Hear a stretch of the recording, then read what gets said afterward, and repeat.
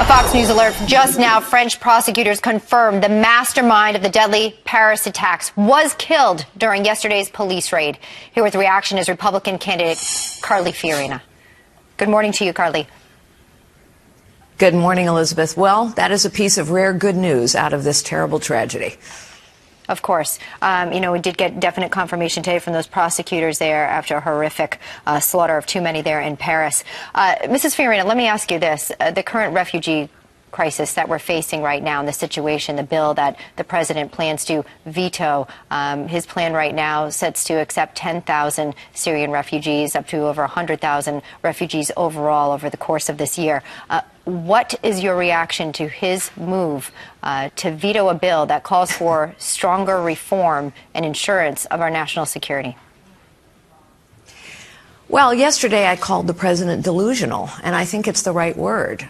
Look, politics is the only thing he knows. He does not know leadership. He is being politician-in-chief, not commander-in-chief. It is absurd to continue to back a program where we know that we cannot adequately certify who these people are. The vast majority of the American people have the common sense and good judgment to know that we have to stop this program until our own government can assure us that we know who these people are and that they do not pose a threat. Okay. And our own government cannot do that today. Mrs. Fiorina, you said this about refugees as it relates to work right here in the United States. Watch. As pitiful as these pictures are of mothers and their children, and they are pitiful, the truth is this: the vast majority of these refugees are young, able-bodied men looking for work, and we do not have a moral obligation to provide everyone looking for work with an opportunity to work. You obviously stand by those comments today, correct? Absolutely, yes. There are women and children engaged in this refugee crisis. Yes, President Obama is typical fashion goads Republicans from the Philippines instead of acknowledging his own administration and his own leadership failure. But we now know, of course, that women also can be a danger, and it remains the case that the majority of these refugees are young, able-bodied men looking for work. We know now in the Paris attack that a terrorist slipped in through the stream of refugees. This is common sense and good judgment to say stop. Halt. We cannot continue this program unless we can guarantee the safety of the American people, and today we cannot. And our own FBI tells us that they are frankly overwhelmed trying to follow the number of leads of potential lone wolves, or worse, packs of wolves already here in this country. Mrs. Fiorina, what was your reaction to John Kerry walking back his comments initially when he tried to draw a comparison between the Charlie Hebdo attacks and those that occurred just about a week ago, killing Parisians there? He walked back his comments that he originally made just yesterday. Your thoughts on that?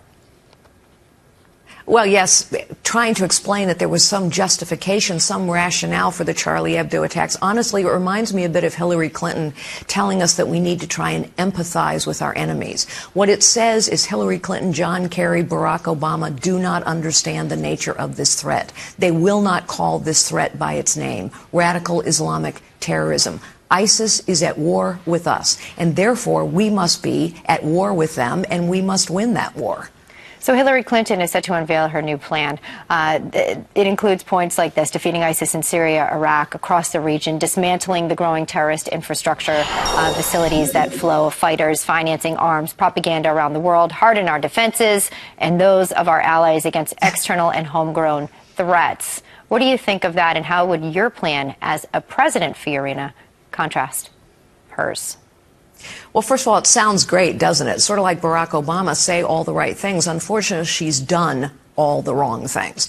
She declared victory in Iraq and withdrew precipitously for political expediency instead of listening to our generals on the ground. And this administration, whether it's in Libya after the Benghazi terrorist attack, which she called a videotape that didn't represent our values, or whether it's Syria or whether it's Iraq, this administration has done all the wrong things. President Obama has convinced too many Americans that if you don't agree with what he's not doing, the only option is tens of thousands of boots on the ground. Let us start with an acknowledgement that his bombing campaign has suddenly become more effective in the last 3 days. We should have been, and we should continue to wage a far more effective bombing campaign, which, yes, does mean special ops forces on the ground, but also our Arab allies in this region who have been fighting ISIS on the ground as we speak for quite a long time, whether those are the Kurds, the Jordanians, the Turks, the Saudis, the Egyptians, the Bahrainis, you name it. They have asked us for very specific things: bombs and materiel, intelligence sharing, coordination on the ground. We have done none of it. I would do all of it. Look, we have allies who understand that this is their fight as well. They will help us fight, as will the French and the Germans now and the British as well. But only the United States of America can lead, and we must provide support and resolve and leadership to win this fight. Lead being the key word. Mrs. Fiorina, we thank you for your time and insight today. Yes, lead being, and you cannot lead from behind. No, you cannot. Great to see you.